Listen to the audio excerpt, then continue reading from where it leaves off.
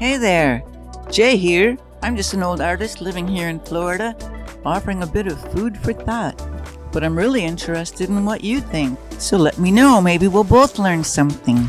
We often hear of the terrible childhoods of serial killers. Question their story.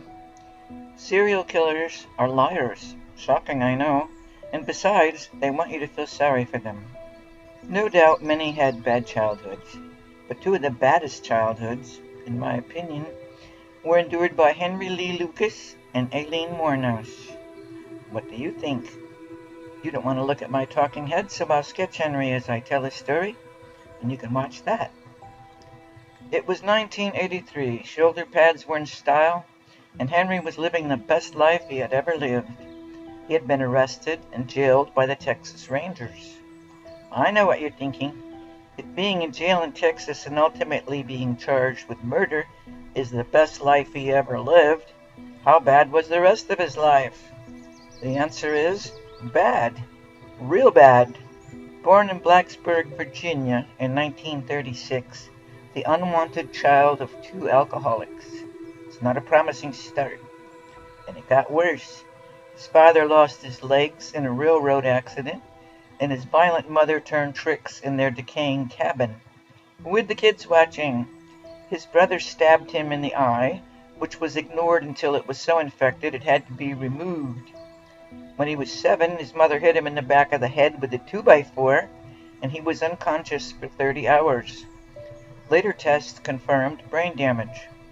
He quit school in 4th grade and was in and out of jail. Here's a yuck warning. He claimed his uncle taught him to kill animals and have sex with the carcasses. But then he claimed a lot of things. I warned you there'd be gross stuff. Now you might be thinking, of course he grew up to be a killer. How could it be otherwise? But consider this. His 8 siblings grew up in the same house and did not turn out to be killers. In the Texas jail, Henry found out that if he confessed to murders, he was treated well. He got cigarettes, fast food, and strawberry milkshakes. He also got lots of attention, even fame. He was treated with respect. He liked it, naturally enough. So he first confessed to a few murders, then 100, 200, 600, supposedly committed all over America as he drifted down her highways. This got the attention of the news media. The Rangers' superhero reputation was through the roof.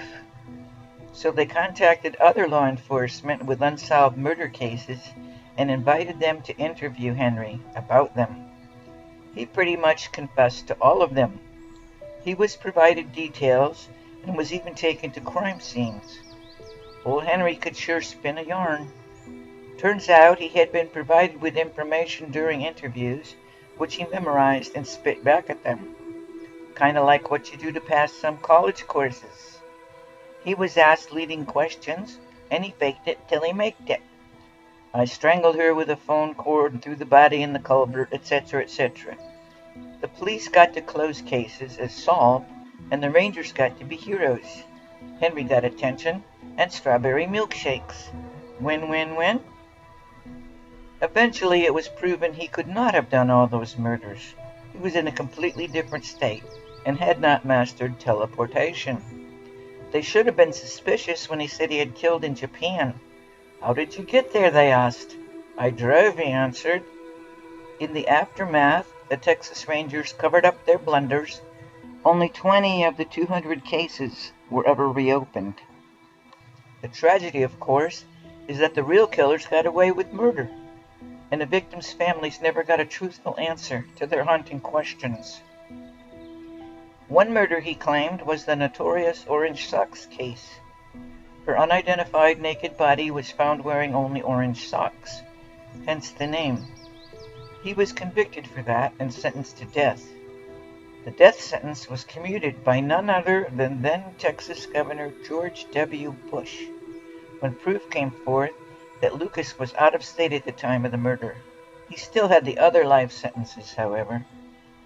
Lucas finally recanted his confessions, admitting only to the murder of his mother, for which he had been convicted in 1960 and released 10 years later. He died in prison of natural causes in 2001. What do you think? Could any interventions have sent him on a better path? Would you confess in Henry's position? Would you admit wrongdoing if you were a Texas Ranger?